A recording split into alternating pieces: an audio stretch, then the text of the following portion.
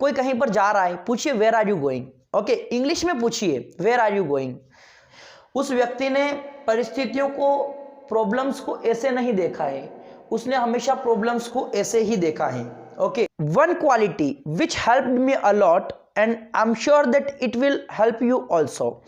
एक ऐसी क्वालिटी जिसने मेरी बहुत मदद की अंग्रेजी सीखने में, एंड आई एम श्योर ये आपकी भी जरूर मदद करेगी।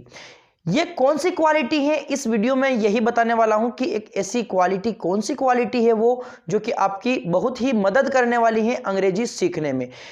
ये जो मैं आपको बताने वाला हूं ये आपको और कहीं पर मिलो ना मिलो, मुझे नहीं लगता है कि कहीं पर मिलेगा, क्योंकि ये मेरी खुद की स्ट्रेटेजी है, ये मैंने खुद ने ही ऑब्जर्व किया है। देखिए, जब आप अंग्रेजी सीखते हैं तो आपको मैं बताना चाहूँगा कि आपको क्यूरियस होना पड़ेगा। अब आप सोचेंगे कि मैंने बहुत सी सारी बातें सुनी है, ग्रामर सीखना पड़ेगा, ये करना पड़ेगा, वो करना पड़ेगा, इतनी बातें आपने सुनी है, लेकिन मैं आपको कुछ अलग ही आपको एक बात बताना चाहता हूँ जो कि मैंने खुद ने ऑब्जर्व किया है कि ये क्वालिटी अगर आप में है तो आप बहुत ही जल्दी इंग्लिश सीख सकते हैं। क्यूरियस, बी क्यूरियस, यानी कि जिज्ञासु, हिंदी में इसको बोला जाता है जिज्ञासु, मतलब कुछ जानने की इच्छा। कुछ जानने की इच्छा, क्या जानने की इच्छा? सबसे पहली बात तो यह है कि you are curious because you are learning English. सबसे पहली बात तो यह है कि आप अंग्रेजी सीख रहे हैं तो आप सीरियस तो है और क्यूरियस तो हैं। ओके, और इस चीज के प्रति सीरियस हैं तभी आप इस वीडियो को देख रहे हैं। अब मैं आपको बताना चाहता हूं कि क्यूरियस होने से आपकी इंग्लिश कैसे इंप्रूव होगी। तो ऐसा है कि यदि आप किसी से कुछ पूछते हैं, सबसे पहली बात यह है कि आप अंग्रेजी बोलेंगे कब, आप पूछेंगे कुछ किसी से, ओके, तभी आप अंग्रेजी यूज करेंगे। ओके, अदरवाइज यदि सामने वाला व्यक्ति अगर हिंदी में बात कर रहा है तो आप उससे हिंदी में करेंगे, लेकिन यदि आपको अंग्रेजी बोलना है तो आपको ही शुरुआत करनी पड़ेगी, आपको बोलना होगा। आप कैसे बोलेंगे? आप कुछ पूछेंगे उससे, सामने वाले व्यक्ति से, ओके, बताएंगे नहीं, आप कुछ पूछेंगे, तभी सामने वाला व्यक्ति जो है वो इंटरेस्टेड होगा आपसे बात करने में। अब आप उससे क्या पूछेंगे? आप क्यूरियस होकर के पूछिए, कुछ भी आप पूछ सकते हैं। कैसे? कि डू यू नो इंग्लिश, क्या आप अंग्रेजी जानते हैं? ओके, तो वो व्यक्ति बता सकता है यस आई नो इंग्लिश, या फिर yes I know, yes I do, इस प्रकार से वह बता सकता है आपको, या फिर बोल सकता है no I don't know. Okay, इस प्रकार से यदि आपको वो बोलता है कि मैं अंग्रेजी जानता हूं, यस आई नो इंग्लिश, तो आप उससे पूछिए how do you know English, आप अंग्रेजी कैसे जानते हैं? Did you learn it from somewhere, क्या आपने यह किसी कहीं से सीखी है? ओके, आप इस प्रकार से उससे पूछ सकते हैं। ओके, अगर वो नहीं जानता है अंग्रेजी तो आप उससे क्या पूछेंगे? Why don't you know how to speak English, तुम क्यों नहीं जानते हैं अंग्रेजी कैसे बोली जाती है? Why did you not learn, आप इस प्रकार से पूछ सकते हैं, तुमने अंग्रेजी क्यों नहीं सीखी? ओके, इस प्रकार से आप उससे वाई से क्वेश्चन कर सकते हैं। ओके, तो आप उससे यह भी पूछ सकते हैं कि आप और क्या क्या जानते हैं? What else do you know, what else do you know, इस प्रकार से आप पूछ सकते हैं। तो आपको क्या करना होगा? प्रश्नों की बौछार करनी होगी, आपको प्रश्न पूछने होंगे।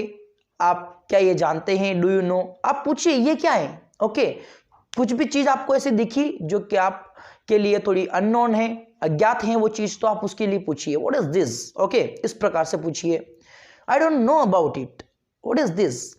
Okay, what are you doing with it, तुम इसके साथ क्या कर रहे हो? इस प्रकार से आप उससे पूछिए। ओके, और यदि कोई कुछ ऐसी चीज चला रहा है तो आप पूछिए how can you drive it, how can you operate it. Okay okay, उस प्रकार से आप उससे पूछिए हाउ, वाई, व्हाट।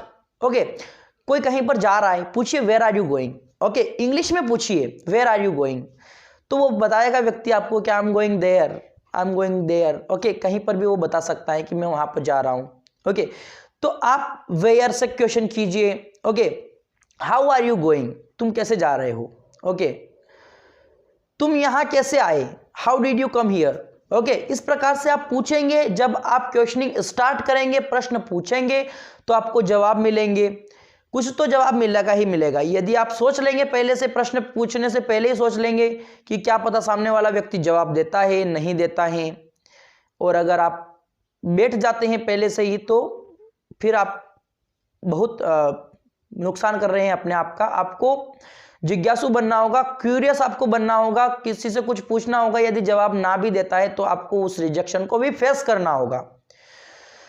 मैं आपसे यही कहना चाहता हूं कि आपको क्यूरियस बनना है। क्यूरियस किस मामले में? हर एक मामले में क्यूरियस बन जाइए। यदि आप क्यूरियस नहीं हैं तो बनने की धीरे धीरे कोशिश करिए, बन जाएंगे आप। धीरे धीरे ही सब कुछ होता है।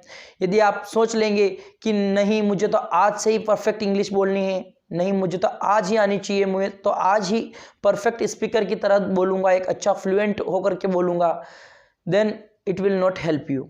ये आपकी मदद इस प्रकार से कोई नहीं कर सकता। ओके, आपको खुद को अपनी मदद करनी होगी, खुद को आपको शुरुआत करनी होगी, थोड़े थोड़े से आपको शुरू करना होगा।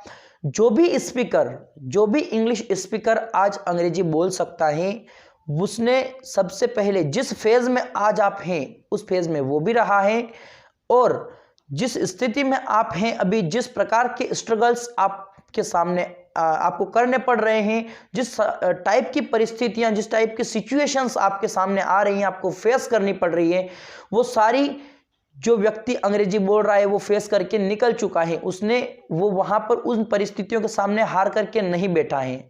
उस व्यक्ति ने परिस्थितियों को, प्रॉब्लम्स को ऐसे नहीं देखा है, उसने हमेशा प्रॉब्लम्स को ऐसे ही देखा है।